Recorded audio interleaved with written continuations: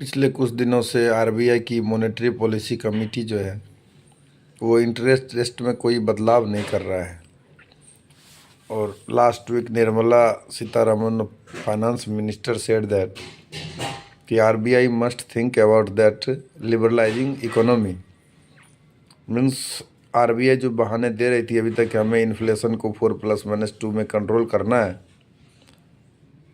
वो बहाना अब नहीं चलेगा, क्योंकि पहला स्टेटमेंट निर्मला जी का आ गया और दूसरा अभी डाटा आ गया है नेशनल स्टैटिस्टिकल ऑफिस से कि थर्ड क्वार्टर जो है अभी जुलाई के लिए, जुलाई सितंबर वाला, इसका ग्रोथ रेट 5.4% डाउन हो रहा है।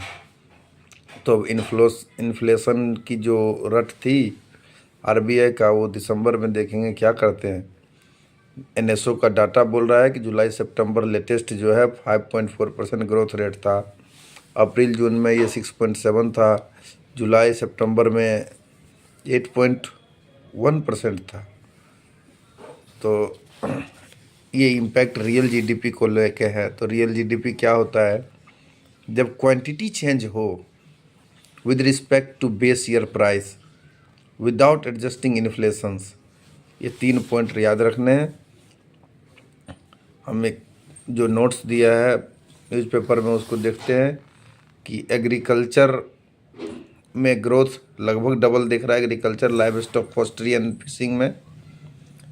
एग्रीकल्चर लाइव स्टॉक मतलब वो होता है जो एग्रीकल्चर से अलाइड सर्विसेज, जैसे पशुपालन हो गया, मछली पालन हो गया, ये सारी अलाइड सर्विसेज में आ जाती है। सबसे डेंजरस सिचुएशन तो माइनिंग एंड क्वायरिंग में है, जो 24 में 11.1% है और फाइनेंशियल ईयर 25 में 0.1% माइनस में चला गया है। इसी तरह के कुछ डाटा दिया गया है और दिया है कि जीडीपी 8.1% से श्रिंक होकर 5.4% पे आ गया है।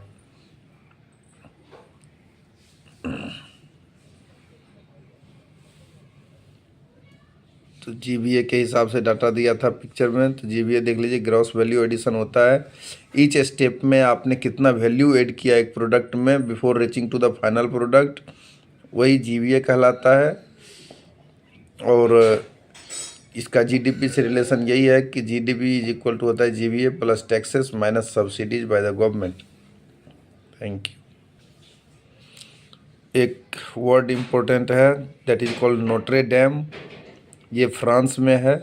ये कोई डैम पानी वाला नहीं है, इसलिए याद रखने की चीज़ है कि it's a monuments called Dame de Paris, means our loved our lady of Paris. तो ये एक मोन्यूमेंट है फ्रांस में, नोत्रे डैम।